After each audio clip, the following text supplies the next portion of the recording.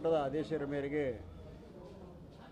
ಅದು ನಿರ್ಣಯ ಬಂದ ನಂತರ ನಿಪ್ಪಾಣಿಯಲ್ಲಿ ಇದ್ದ 7 ಹೋಟೆಲ್ಗಳನ್ನು ಕೌಂಟ್ ಮಾಡಬಾರ್ದು ಮತ್ತು ಇದ್ದಂತೆ 19 ತಾರೀಕು ಕೌಂಟ್ ಮಾಡಿದಂತೆ ರಿಸಲ್ಟ್ ಕೊಡಬೇಕಂತ ಆಜ್ಞೆ ಆದ ಕಾರಣ ಇವತ್ತು ರಿಟರ್ನಿಂಗ್ ಆಫೀಸರು ನಿಪ್ಪಾಣಿಯ ಆದೇಶವನ್ನು ನನ್ನನ್ನು ಚುನಾಯಿತರಾಗಿ ಇವತ್ತು ಚುನಾವಣೆ ಘೋಷಿಸಿದ್ದಾರೆ.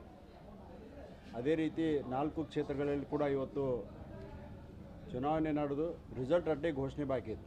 ಈ ಎಲ್ಲ 4 ಕ್ಷೇತ್ರಗಳಲ್ಲಿ ಕೂಡ ಈಗಾಗಲೇ ಗೆದ್ದ ಅಭ್ಯರ್ಥಿಗಳ ಹೆಸರುಗಳನ್ನು ಘೋಷಣೆ ಮಾಡಿದ್ದಾರೆ. ಇನ್ನೂ ಒಂದು 15 ದಿವಸದಲ್ಲಿ ಅಧ್ಯಕ್ಷ ಉಪಾಧ್ಯಕ್ಷ ಚುನಾವಣೆ ಘೋಷಣೆ ಆಗ್ತದೆ. ಆ ತಾರೀಕನ್ನು ನಾವು ಎಲ್ಲರೂ ಕಾಯ್ದು ನೋಡೋಣ.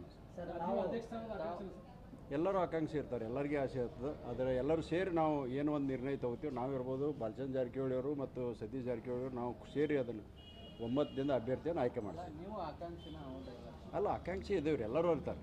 ಎಲ್ಲರಿಗೆ ಆಸೆ ಇರ್ತದೆ, ಎಲ್ಲರಿಗೆ ಇರ್ತದೆ. ಯಾರಾದರೂ ಕೂಡ ನಾವು ಎಲ್ಲರೂ ಆಗಿದ್ದೀವಿ ತಿಳ್ಕೊಂಡು ನಾವು ಸಂತೋಷ ಪಡ್ತೀವಿ. ಸರ್, ಒಂದು ಬೆಳಗಾವಿ ರಾಜಕಾರಣದಲ್ಲಿ ಒಂದು ಸುದ್ದಿ ಹರಡ್ತಾ ಇದೆ. ತಾವೆಲ್ಲ ಏನು ಲಿಂಗಾಯತ ಟೀಮ್ ಇದೆ ಅವರೆಲ್ಲ ಸೇರ್ಕೊಂಡು ಪ್ರತಿ ಸೌದಿ ಬನಕ್ಕೆ ಹೋಗ್ತಾರೆ. ಕೊನೆ ಕ್ಷಣಕ್ಕೆ ಏನಂತಂದ್ರೆ ಜಾರಕಿಹೊಳಿ ಏನು ಬನ ಕಟ್ಕೊಂಡಿದ್ದಾರೆ ಅಲ್ಲ ಅದನ್ನ ಕೈ ಬಿಡ್ತಾರೆ ಅಲ್ಲ ಅವರು ಎಲ್ಲಿ ಹೋಗ್ತಾರೋ ಅನ್ನೋದು ಕೇಳ್ರಿ, ಆಮೇಲೆ ನನಗೆ ಚರ್ಚೆ ಸಾಕಷ್ಟು ಇರ್ತಾವೆ. ಚರ್ಚೆಗೆ ಸಾಕಷ್ಟು ಇರ್ತಾವೆ. ಚರ್ಚೆ ಪ್ರಕಾರ ಆಗ್ತದ ಅಂತಲ್ಲ, ಯಾರಿಗೆ ತಮ್ಗೆ ಊಹೆ ಬೇಕು ಹಂಗೆ ಚರ್ಚೆ ಮಾಡ್ತಿರ್ತಾರೋ.